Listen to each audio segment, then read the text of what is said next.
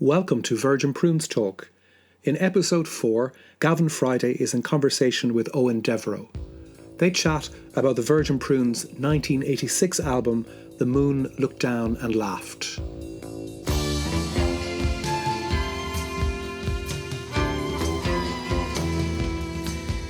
The Moon Looked Down and Laughed is such a complex and misunderstood album. The band's swan song.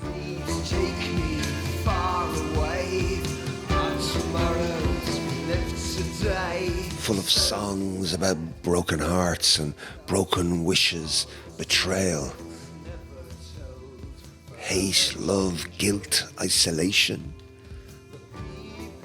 Not to mention, the band went into the first recording session on the verge of breaking up, and more or less broke up soon after the album's release.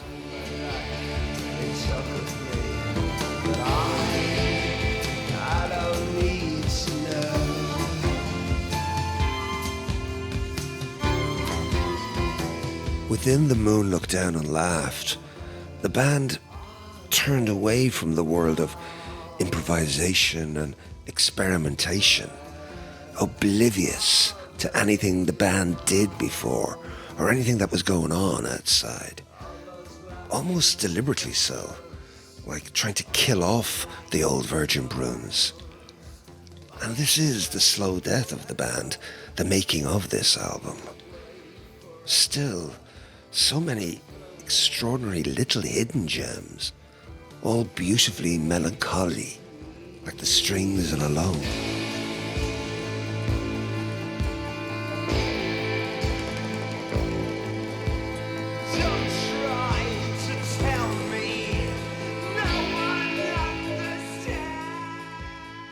The recording of Moon Looked Down and Laughed, we financed ourselves at the time. Rough Trade had basically gone bankrupt and got rid of all their acts, so there was no more Virgin Prunes, Cabaret Voltaire, The Fall, Scritti Politti, everybody. It reappeared a couple of months later, and they had one act called The Smiths.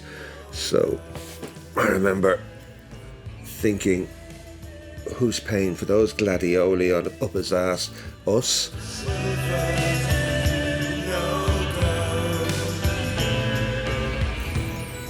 We once again decided to use a producer. This time, I had befriended Dave Ball from Soft Cell. Soft Cell were big fans of Virgin Prunes, and it just made sense. We all got on with Dave, very much so. And he brought to the table the extraordinary producer, Flood. So we did a 2-week session. We started recording late 83 in Dublin with Dave and Flood. How can I talk with you? I have no words. We recorded the sessions and we ran out of money. So within the next 6-9 months, we continued touring, but really the band started falling apart. By the end of 84, there was no Googie in the band and no Dick. We finally went in late 85 after I got finances, and we finished the album. So it was recorded in 2 parts. The first with 6 members and the second with 4 members.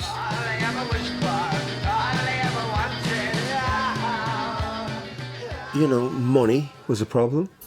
We didn't have much money. And it becomes a bigger pain in the ass to try and put the bread and butter on the table. Not only that, people have partners and relationships, and people start thinking about wanting to have kids or get married. So all of this life got in the way. It wasn't this boyhood gang. Suddenly there was people that had responsibilities and relationships. So that gets in the way. And we weren't making money. We sort of imploded on ourselves. We wore out the idea of constantly renewing and reinventing. And in a sort of way, you sort of can't keep doing that. You can't keep being electric. You just burn out. The fuse goes. And that's what sort of happened. And at the same time, the more popular we got, the more I kicked against it. I hated the fact that I'd look out into the audience and I'd see a load of Gavin and Googie clones. I remember the two of us going, oh, for God's sake, stop trying to look like us. It's not what we're trying to say. So we just sort of imploded and slowly went down the drain. It was just unfortunate that the band just imploded after exploding everywhere for 6 or 7 years.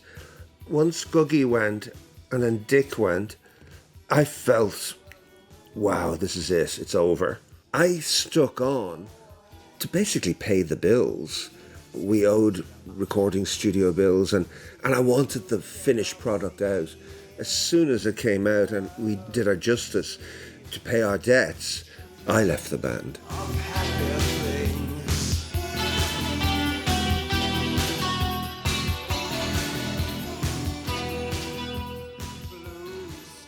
Punk had sort of gone up its own arse. There was always great inspiration out there from bands like Perubu, Wire, Throbbing Gristle, Public Image, all those post-punk DIY aesthetics. But pop had started to rear its ugly head, or its beautiful head. Like the New Romantic, there's some great synthesized music, but ultimately we were bored with what was coming out contemporary. The constant touring in Europe opened me up totally. When you're in France, I mean, it's where I crashed into and fell in love with chansons, Jacques Brel and Piaf, and things I thought were very conservative from a naive point of view were actually heavier and deeper than any Johnny Lydon you could ever meet. But then even I really discovered Kurt Weill and Bertolt Brecht from my travels in Germany, and they became like the touchstones for the writing of this music. It had a profound effect on me.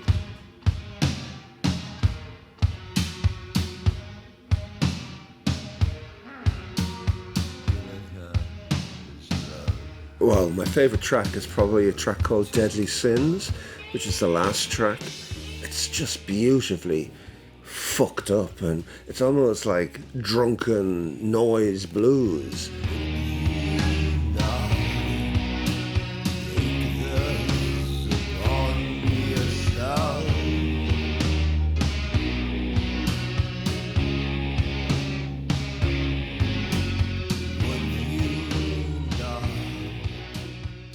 It's a strange album. Some people's favourite. The band had a higher profile worldwide. So people like, oh, new Virgin Prunes album, we've heard of it, and they were buying this. Some people, it was their first introduction to the Virgin Prunes, which is quite strange. I can't even remember the reviews. I was so sort of preoccupied with this is the end, I didn't give a fuck. Because love